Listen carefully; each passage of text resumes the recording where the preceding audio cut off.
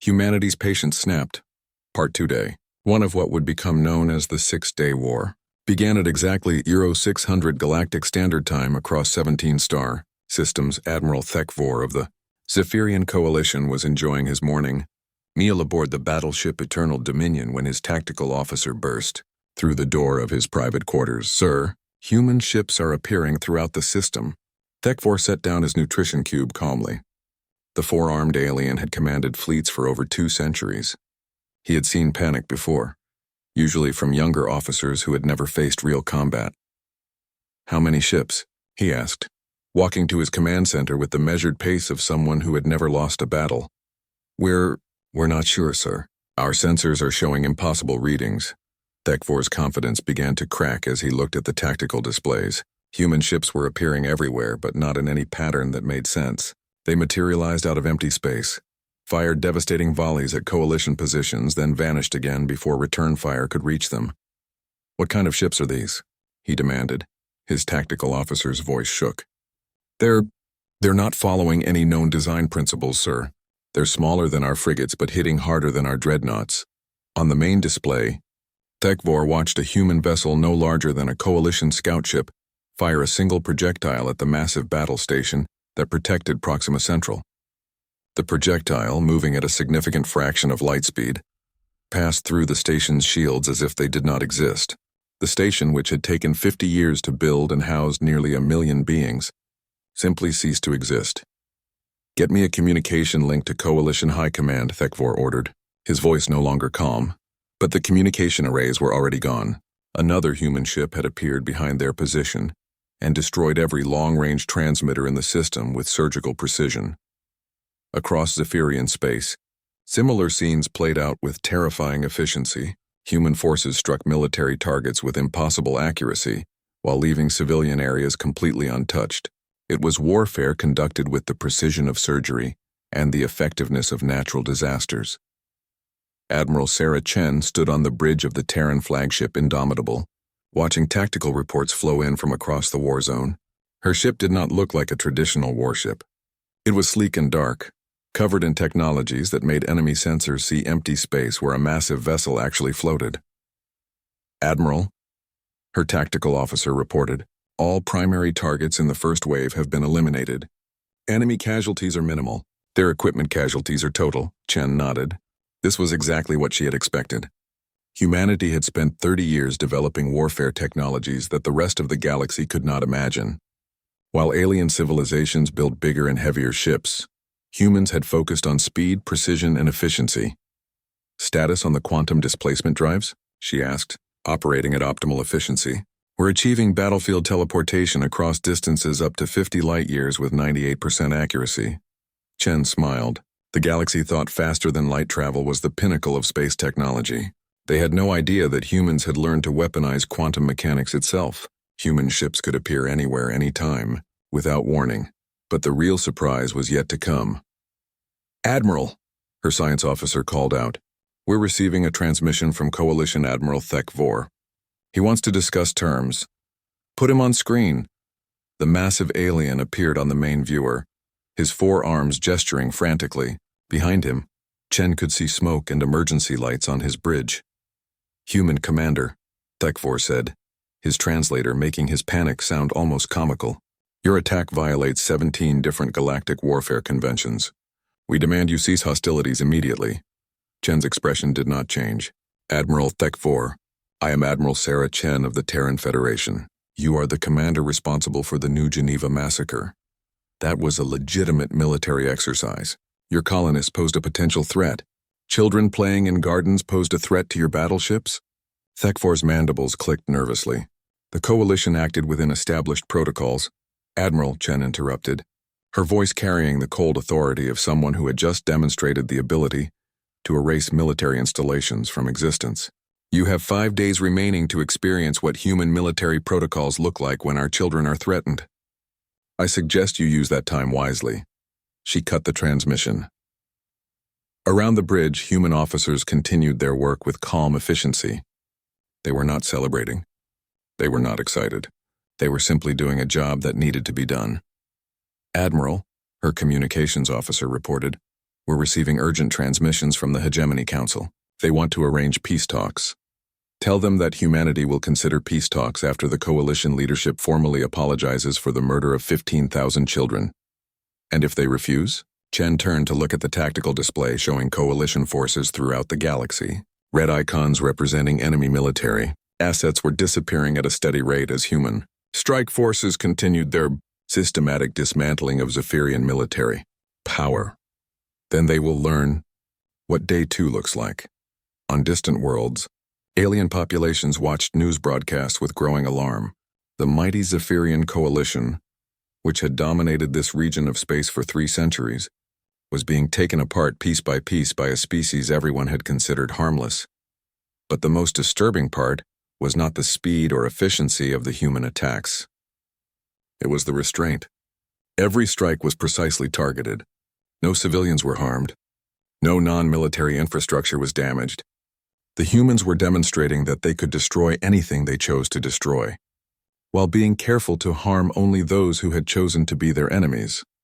It was the kind of precision that required not just advanced technology, but perfect intelligence about enemy positions, perfect coordination between scattered forces, and perfect self-control under combat conditions. The galaxy was beginning to realize that they had been sharing space with a species that had achieved military capabilities beyond anything they had imagined possible, and that species had spent 30 years choosing not to use them. In the depths of space, hidden human research facilities that had operated in secret for decades began revealing themselves. Massive installations that had been invisible to alien sensors suddenly appeared on long-range scans, their energy signatures blazing like new stars. The message was clear. Everything you thought you knew about humanity was wrong. Admiral Thekvor sat in his command chair, staring at reports of impossible human technologies, ships that could teleport across interstellar distances, weapons that ignored energy shields completely, communication systems that seemed to operate instantaneously across the galaxy. His tactical officer approached hesitantly. "Sir, we've lost contact with 70% of our fleet. The humans they're everywhere at once." Thekvor closed his eyes. In his 200 years of military service, he had never imagined that a species could develop such overwhelming technological advantages in secret. The humans had been hiding their true capabilities for decades, allowing themselves to be bullied and attacked while they prepared for the day when patience was no longer an option. That day had come, and the galaxy was about to learn what humanity looked like when they stopped being patient. Though humanity's patience snapped apart by day 3, panic was spreading through Zephyrian space like wildfire. Coalition High Command had established emergency headquarters on their fortress world of Vectar Prime, deep within their home territory. The massive underground complex had been designed to withstand planetary bombardment from entire fleets. It was supposed to be the safest place in Coalition space. Supreme Commander Zekthul paced around the central command table, his 6 legs clicking against the metal floor with increasing speed. Reports kept flowing in from across Coalition territory, and every single one brought worse news. "The humans have taken the Rigel system," his intelligence officer reported. "Complete military collapse in 4 hours. "How many ships did they use?" Zekthul demanded. "Our observers report 3 ships, sir." Zekthul's mandibles clicked in disbelief. The Rigel system was protected by 200 Coalition warships and the most powerful orbital defense platforms in their territory. 3 human ships had destroyed it all in 4 hours. "What about the Proxima Defense Fleet?" he asked, though he was beginning to dread the answer. "Gone, sir. The humans appeared simultaneously at 17 different points around the system. Our ships never had a chance to form defensive formations." Another officer approached with trembling hands holding a datapad. "Sir, we've received intelligence reports about human capabilities. They're impossible." "Explain." "The humans appear to have mastered quantum teleportation on a massive scale. Their ships can appear anywhere in the galaxy within minutes. They're using weapons that fire projectiles at relativistic speeds, making energy shields useless. And, sir," the officer's voice dropped to a whisper, "they seem to have perfect intelligence about all our military positions." Zekthul felt his confidence, built over centuries of military dominance, crumbling like sand. "How is that possible? We've been monitoring human communications for decades. Their technology levels were clearly inferior to ours." "It appears," the intelligence officer said carefully, "that everything we thought we knew about human capabilities was deliberately false information. They've been hiding their true technology for at least 30 years. The room fell silent except for the hum of emergency power systems. Everyone present was beginning to understand the magnitude of their mistake. Humanity had not been weak. They had been pretending to be weak while developing technologies that made coalition military power look like stone tools. "Sir," the communications officer called out urgently, "we're receiving a priority transmission from Admiral Thekvor in the outer systems." "Put him through." Admiral Thekvor's image appeared on the main screen, his command bridge visible behind him in ruins. Smoke filled the air, and emergency lights cast eerie shadows across his damaged vessel. "Supreme Commander," Thekvor said, his voice desperate, "you have to authorize the use of our reserve fleets. The humans are not following any known military doctrine. They appear from nowhere, strike with impossible precision, then vanish before we can respond." Zekthul straightened. The Coalition's reserve fleets represented their most powerful military assets, held back for only the most desperate situations. But if they could mass enough firepower in one place, perhaps they could overwhelm even humanity's advanced technology. "Very well," he decided. "Order all reserve fleets to converge on the Vega system. We will make our stand there." "Sir," his tactical officer said hesitantly, "that will commit every major warship we have to a single battle." If we lose individual engagements, we lose slowly," Zekthul interrupted. "If we lose a single massive battle, at least we learn the extent of human capabilities. Order the reserves to Vega." 3 hours later, the largest coalition fleet in history assembled in the Vega system. Nearly 2,000 warships, from massive dreadnoughts to swift attack cruisers, formed defensive formations around the system's inhabited worlds. It was a show of force that should have been visible to every sensor array within 50 light-years. Admiral Sarah Chen watched the enemy fleet gathering through her ship's advanced sensors, her expression unreadable. Around her, the bridge crew of the Indomitable worked with the calm efficiency that had become humanity's signature during this war.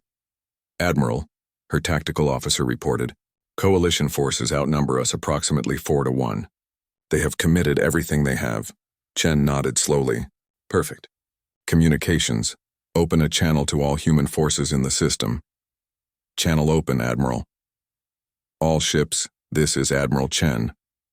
The enemy has chosen to make their final stand in the Vega system.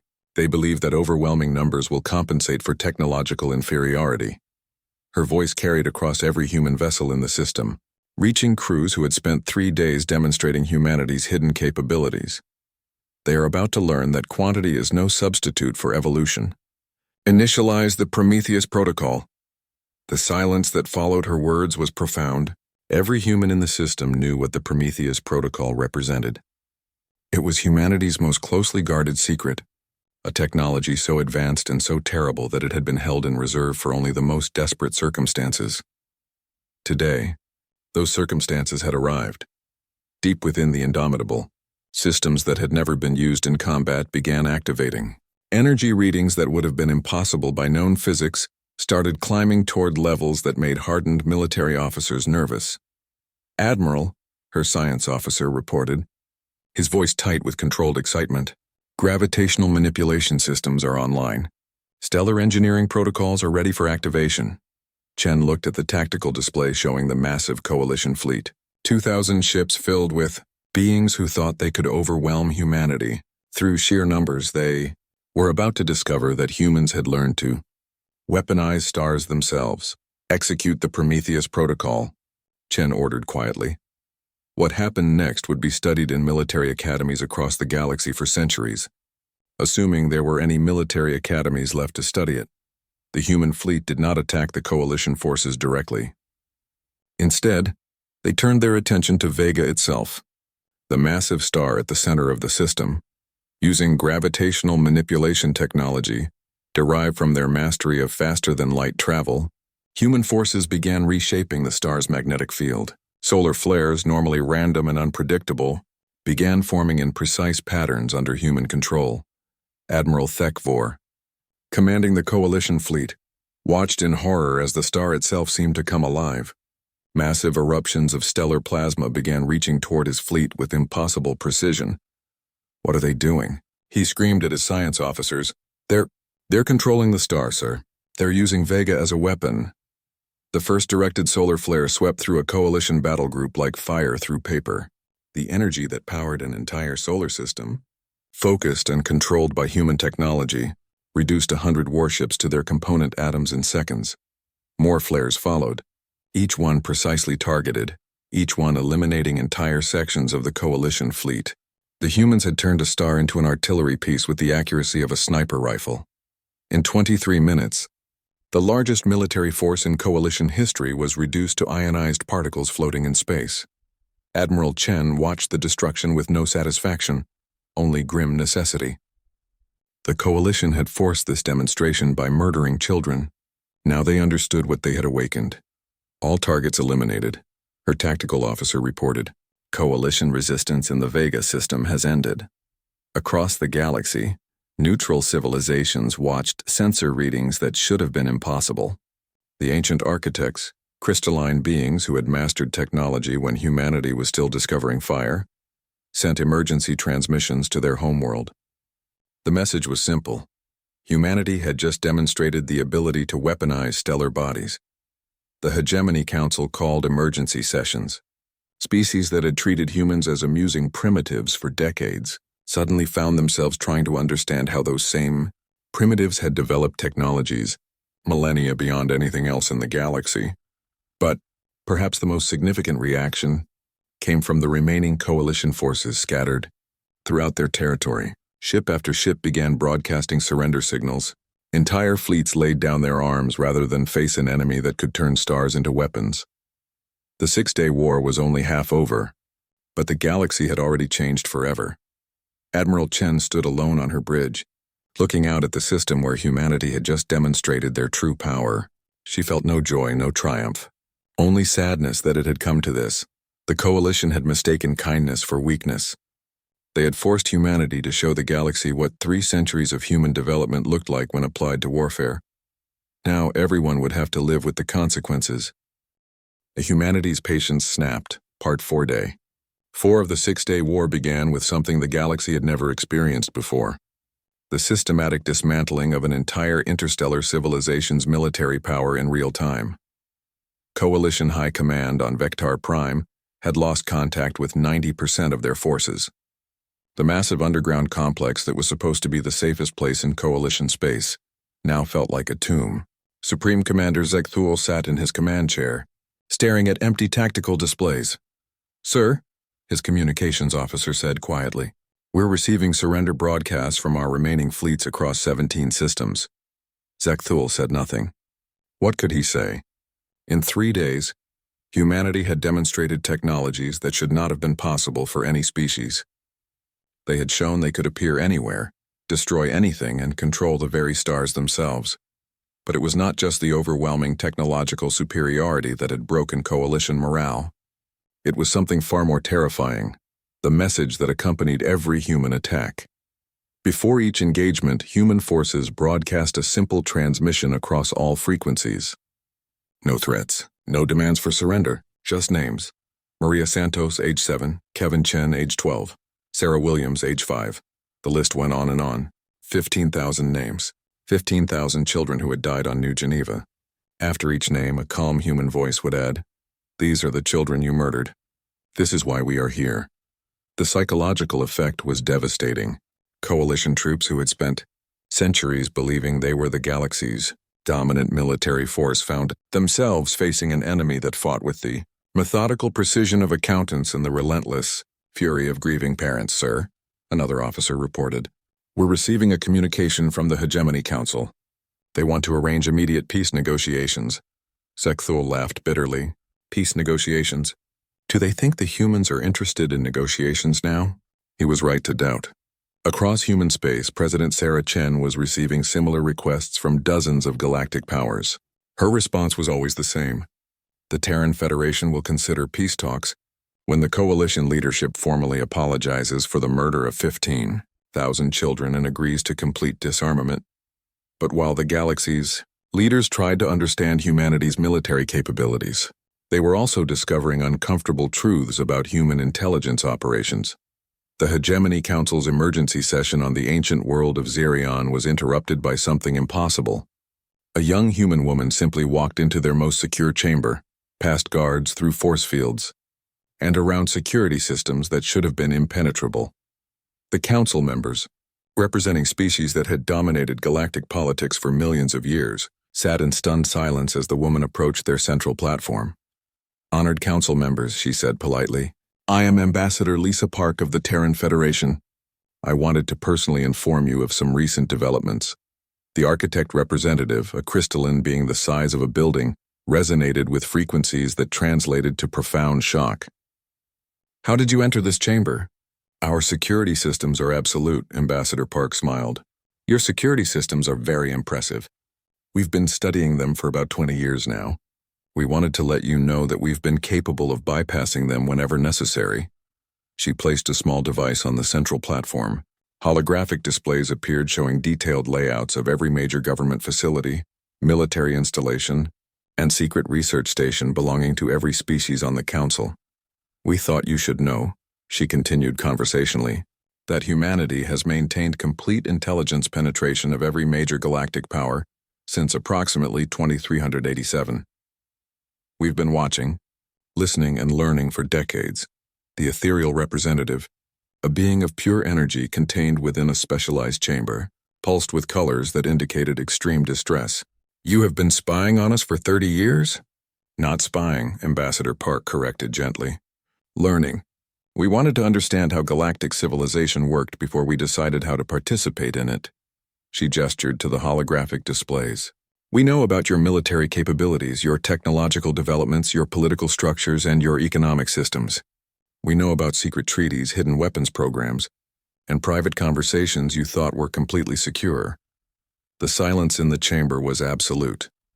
"But here's what you need to understand," Ambassador Park continued.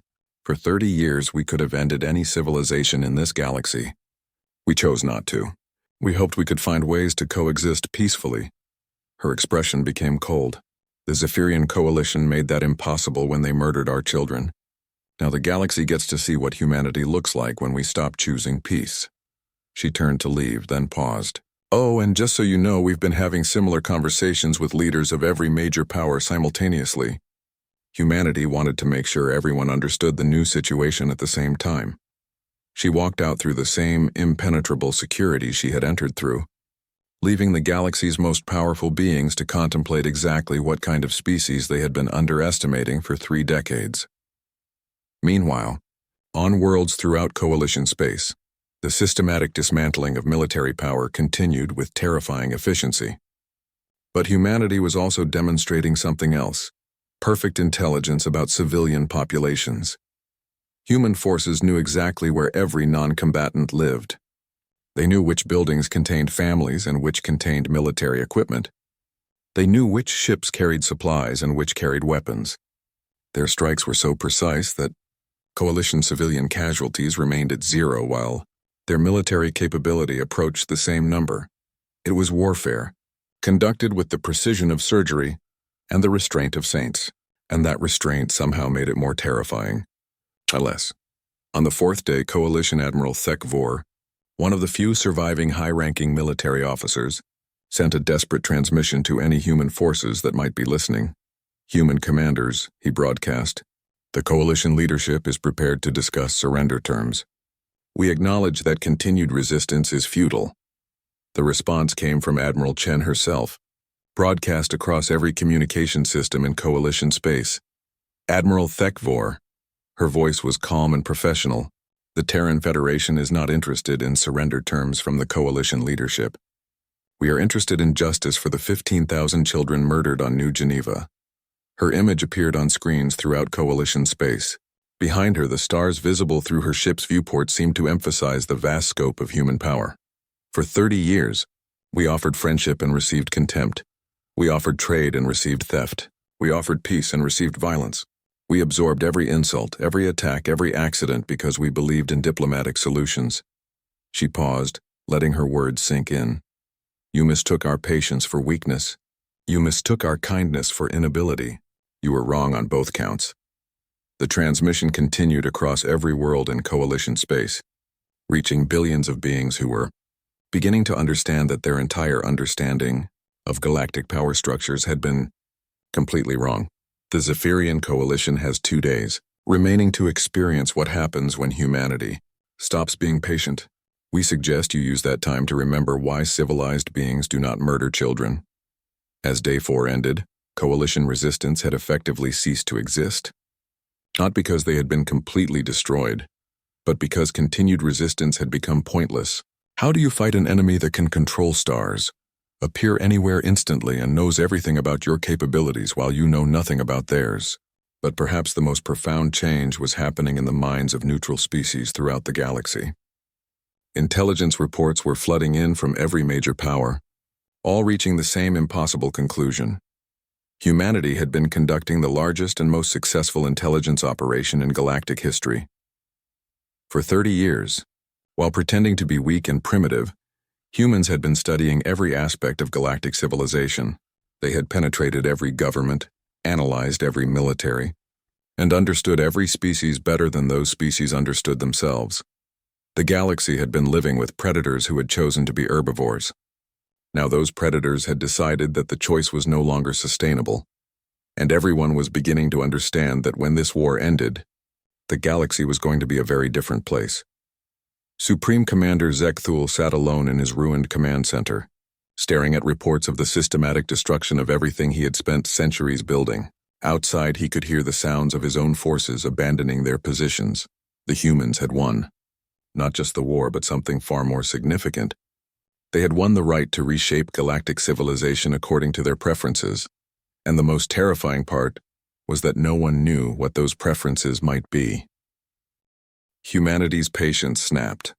Part 5, Day 6 arrived with an eerie silence across what had once been Zephyrian Coalition space. Admiral Sarah Chen stood on the bridge of the Terran flagship Indomitable, watching the final Coalition stronghold broadcast its unconditional surrender.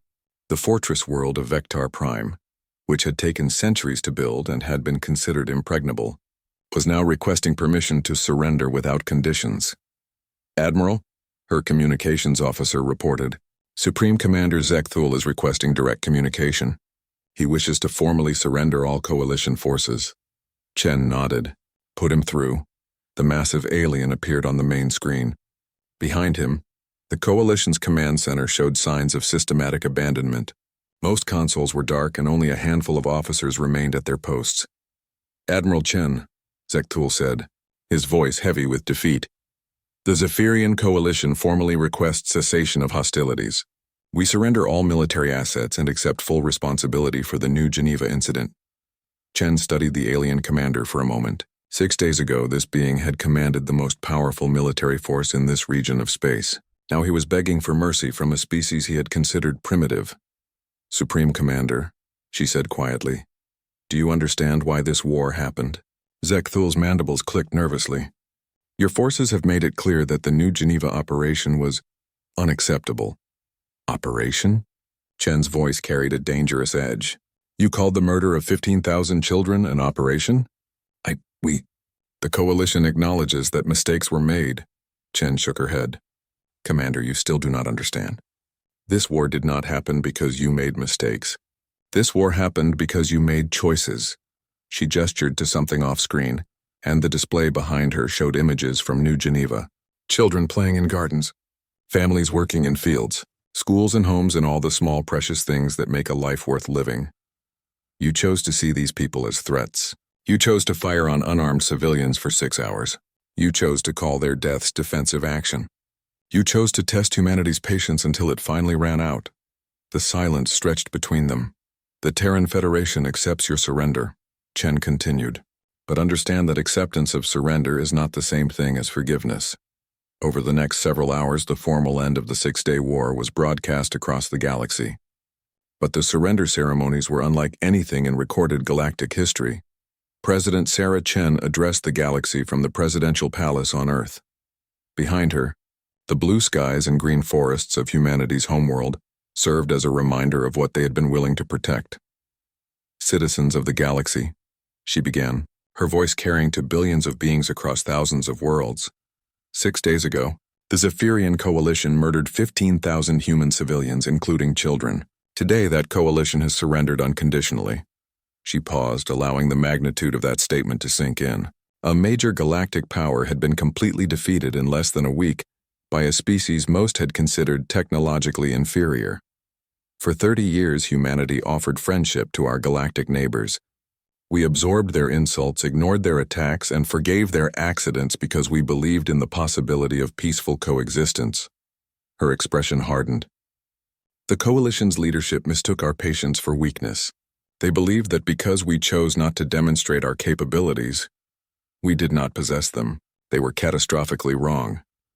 Around the galaxy, leaders of major powers watched the broadcast with growing unease.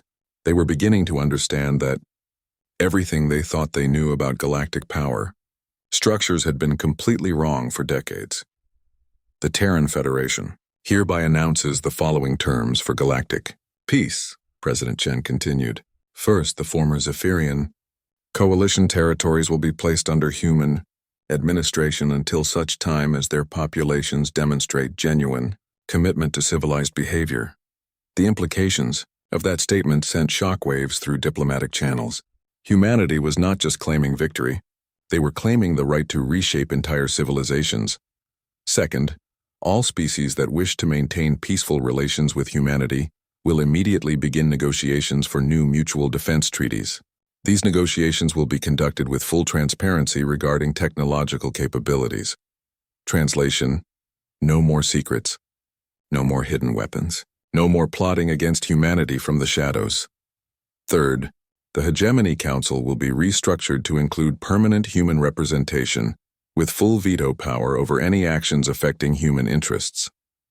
The galaxy's oldest powers, who had controlled interstellar politics for millions of years, were being informed that they now had partners, whether they wanted them or not. But President Chen's final statement was the most significant of all. Let me be absolutely clear about humanity's position in galactic affairs. For 30 years, we chose to be weak so that others could feel strong. We chose to be victims so that others could feel powerful. We chose to absorb punishment so that others could feel superior. Her voice carried a finality that made veteran diplomats shiver. Those choices end today. Humanity will no longer pretend to be less than we are. We will no longer allow others to mistake our kindness for inability, and we will never again permit anyone to harm human children without facing consequences that will reshape the galaxy. The broadcast ended with images of human fleets throughout what had been coalition space, their sleek ships patrolling systems that had been enemy territory less than a week before. But perhaps the most significant changes were happening behind the scenes.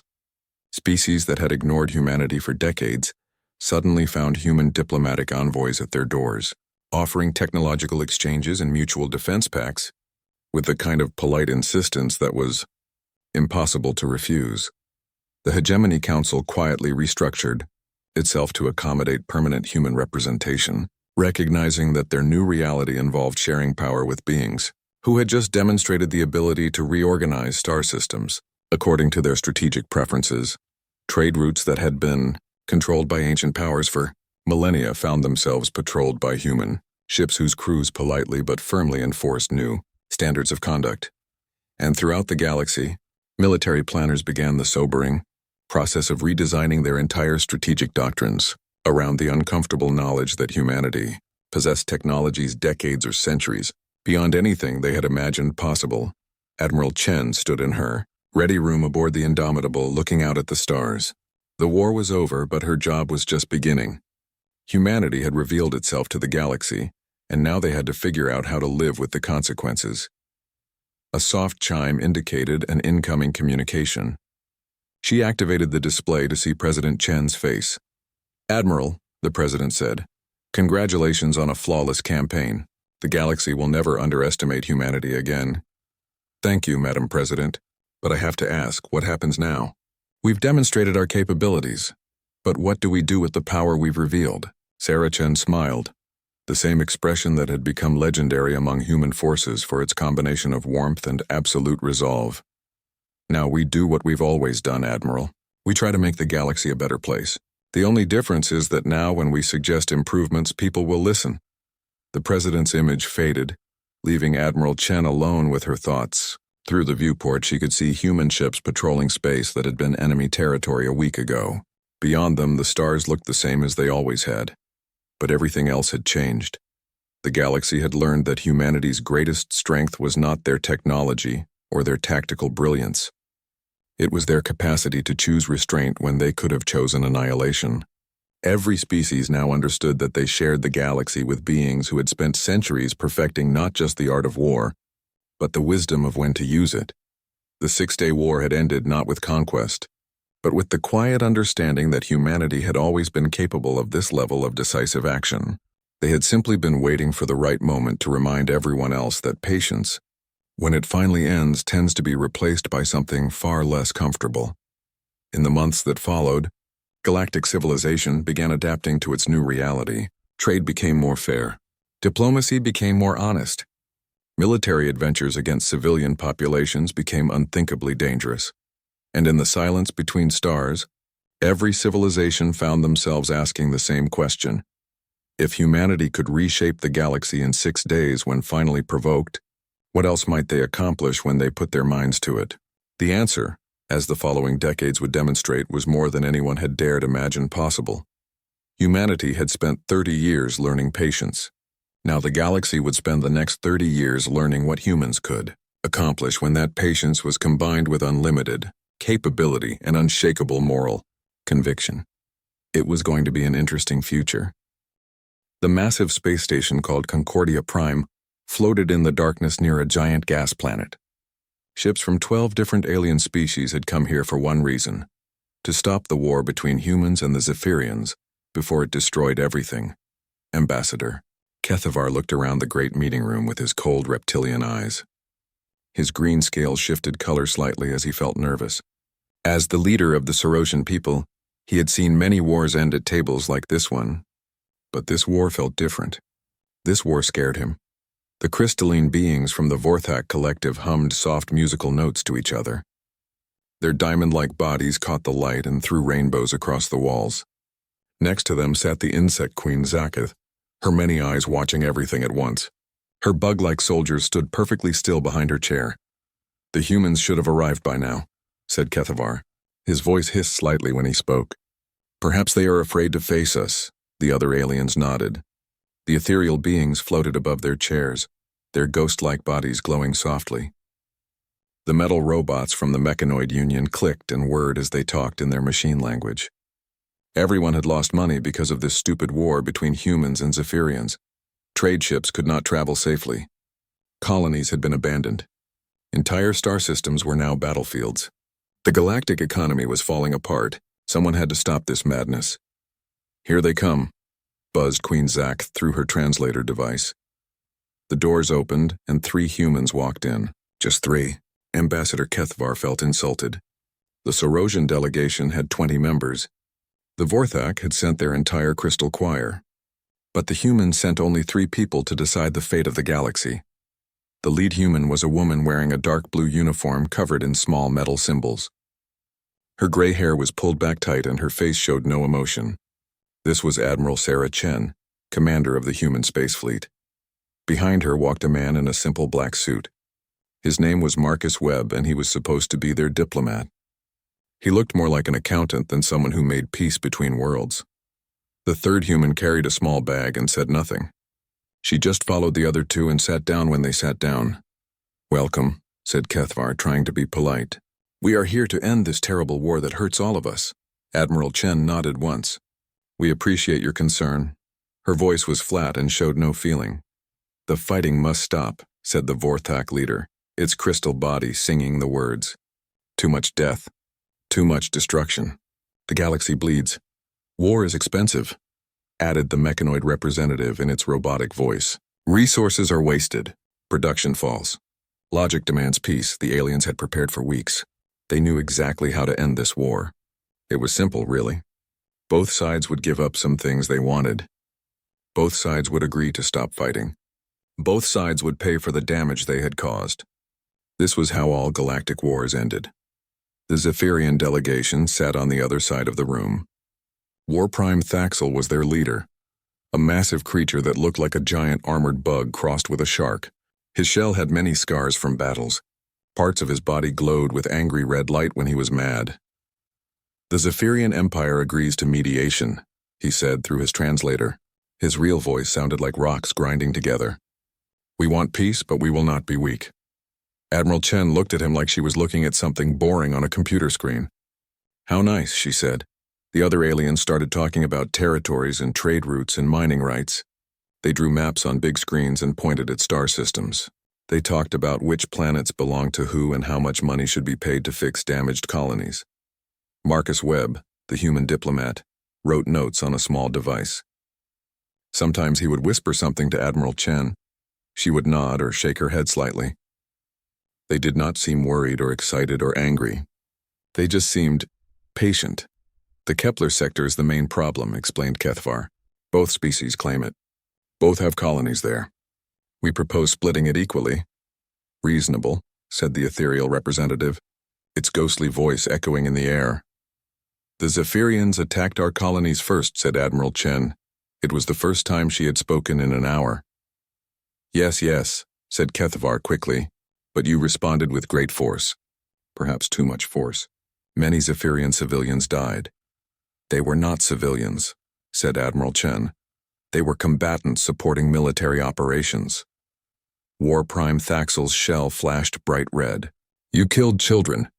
You destroyed medical facilities. Admiral Chen turned to look at him. Her expression did not change. You attacked our school ships. You bombed our hospitals. Did you expect us to send you flowers?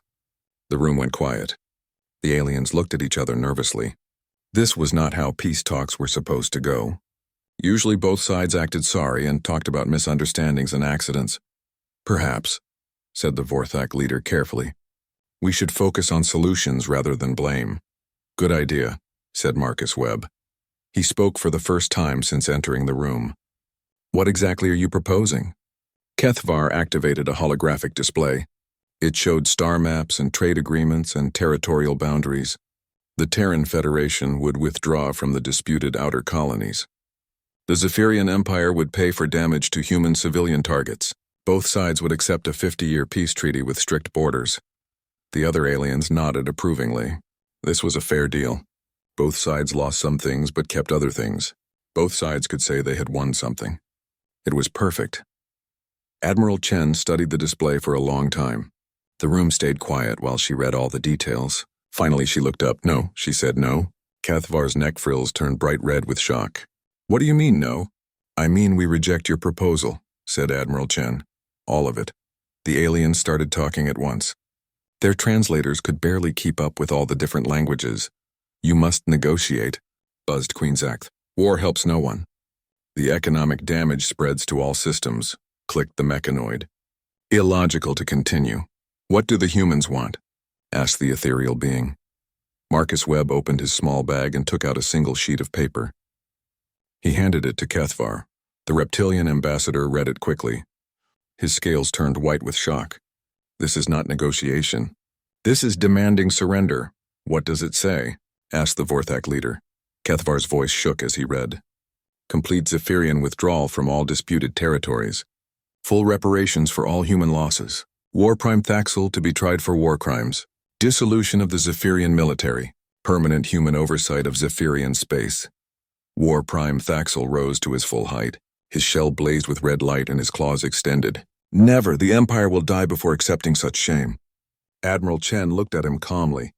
That can be arranged. The room erupted in chaos. Aliens shouted and buzzed and sang angry songs. Translators sparked and overloaded. Security guards moved nervously toward their weapons. But the three humans just sat quietly in their chairs, waiting for the noise to stop. Finally, Kethvar pounded his clawed hand on the table. Silence! This is a place of peace. When the room was quiet again, he turned to the humans. You cannot be serious. No species in galactic history has ever achieved total victory. The costs are too high. The risks too great. Admiral Chen smiled for the first time since arriving. It was not a nice smile. Ambassador, she said softly, you keep talking about galactic history. But humans have only been part of galactic civilization for 50 years. Maybe it's time for some new history.